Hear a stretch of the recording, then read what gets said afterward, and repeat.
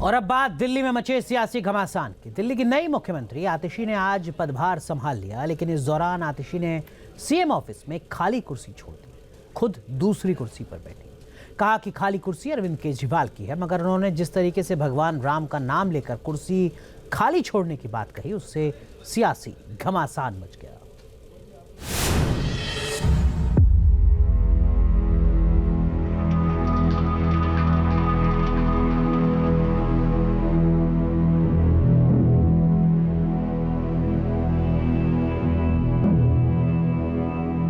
ये दिल्ली में सियासत का नया ड्रामा है।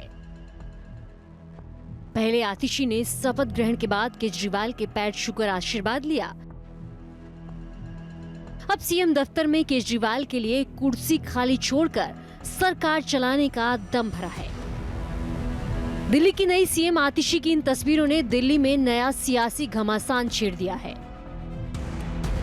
नई मुख्यमंत्री आतिशी ने सोमवार को अपना पदभार संभाल लिया। सुबह करीब 12 बजे आतिशी सीएम ऑफिस पहुंची, लेकिन जब वो दफ्तर के अंदर दाखिल हुई तो सीएम की कुर्सी पर नहीं बैठी। अपने लिए एक अलग कुर्सी मंगाई और उस पर बैठी। दूसरी कुर्सी खाली छोड़ दी। कुर्सी खाली छोड़कर आतिशी ने कहा कि जैसे भगवान राम के वनवास जाने के बाद भरत ने खड़ाऊ रखकर अयोध्या का सिंहासन संभाला, मैं भी उसी तरह दिल्ली के सीएम की कुर्सी संभालूंगी।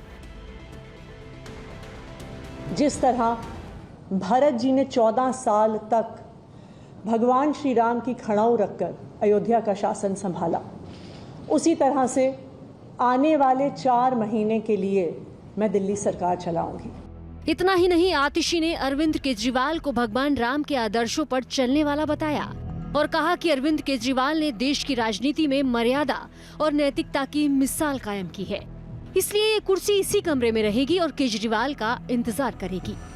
दिल्ली के मुख्यमंत्री की कुर्सी, ये कुर्सी अरविंद केजरीवाल जी की है।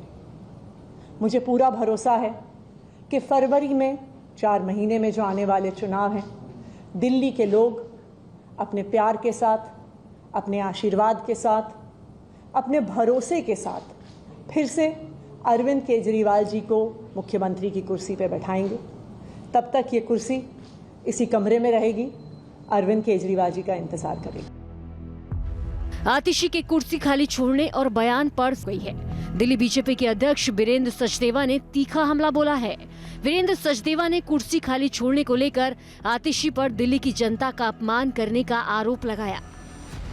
आतिशी ने जो आज हरकत की है, उन्होंने एक तरह से संविधान को और दिल्ली वालों को कलंकित करने की कोशिश की है, शर्मसार किया उन्होंने। अगर आपको चापलूसी करनी है, आप जाके शीश महल में करो ना जी, कौन रोकता है आपको?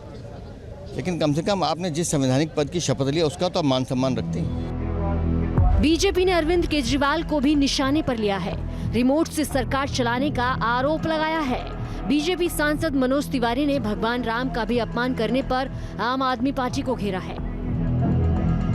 ये लोग राम जी का, भरत जी का अपमान करते हैं। ये लोग भ्रष्टाचारी आरोप में जो लोग जेल से आ गए, बेल पे आए हैं, जेल में हैं, जिनको सुप्रीम कोर्ट ने शक्तियां छीन ली, उनकी तुलना राम से करेंगे।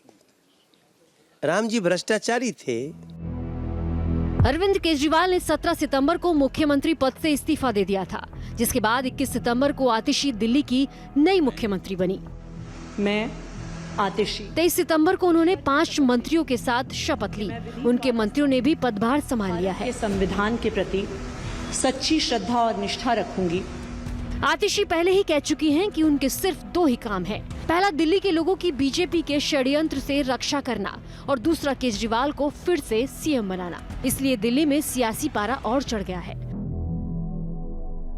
दिल्ली में अगले 4 महीने ये घमासान और तेज हो सकता है। Team news nation. News nation अब व्हाट्सएप पर खबरों की ताजा अपडेट के लिए न्यूज नेशन के इस QR कोड को स्कैन करें।